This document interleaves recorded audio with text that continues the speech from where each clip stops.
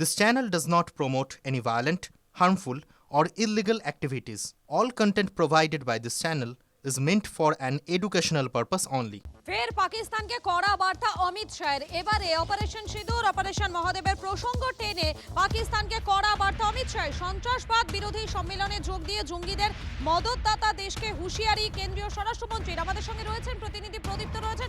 প্রদীপ্ত, কেন্দ্রীয় স্বরাষ্ট্রমন্ত্রী আরও একবার পাকিস্তানকে হুঁশিয়ারি দিলেন এবং এর পাশাপাশি অপারেশন সিঁদুর এবং অপারেশন মহাদেবের প্রসঙ্গও তিনি টেনে তুললেন।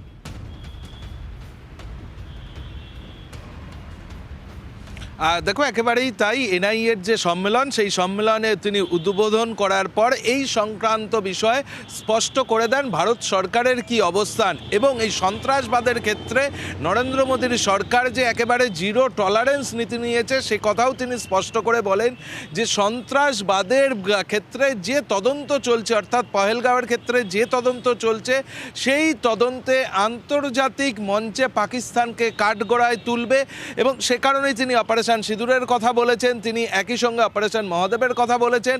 তার সঙ্গে অমিত শাহ যে কথা বলছেন তা হলো গোটা দেশ জুড়ে এই সন্ত্রাসবাদকে নির্মূল করতে গেলে কেন্দ্র এবং রাজ্যের একটা অভিন্ন এটিএস তৈরি করতে হবে, অর্থাৎ অ্যান্টি টেরোরিস্ট যে স্কোয়াড রয়েছে কয়েকটি রাজ্যে রয়েছে, ফলে সেই বিষয়টিকেও তিনি সামনে নিয়ে আসেন এবং তার মতে কেন্দ্র এবং রাজ্যে অভিন্নভাবে যদি এই এটিএস তৈরি করা যায় তাহলে তদন্তের ক্ষেত্রে অনেক বেশি সুবিধা হবে, তথ্য আদান প্রদান করা যাবে, সুবিধা হবে। ধন্যবাদ তোমাকে। এই মুহূর্তে আমাদের সঙ্গে রয়েছেন কর্নেল দীপ্তাংশু চৌধুরী, আমাদের সঙ্গে রয়েছেন। আপনাকে স্বাগত টিভি9 বাংলায়। দেখুন, কেন্দ্রীয় স্বরাষ্ট্রমন্ত্রী অমিত শাহ তিনি পাকিস্তানকে আরও একবার হুঁশিয়ারি দিয়েছেন এবং শুধু হুঁশিয়ারি দেননি, তিনি অপারেশন সিঁদুর, অপারেশন মহাদেবের প্রসঙ্গ অর্থাৎ সেই যে ভয়াবহতা সেটার কথাও স্মরণ করিয়ে দিয়েছে।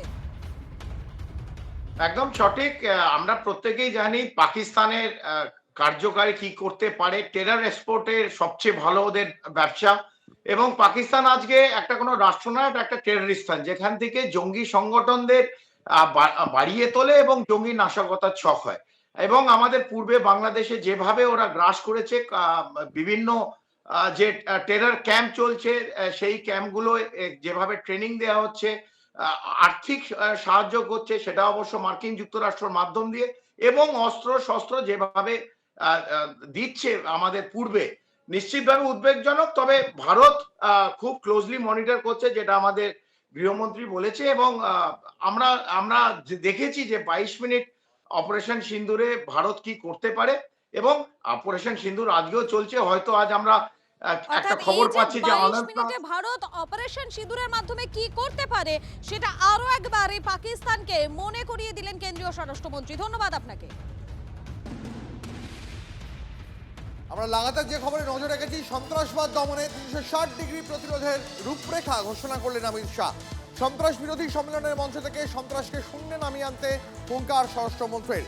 সন্ত্রাসবাদের বিরুদ্ধে লড়াইয়ের জন্য সকলকে একজোট হতে হবে, করতে হবে অভিন্ন সন্ত্রাস বিরোধী স্কোয়াডের কাঠামো।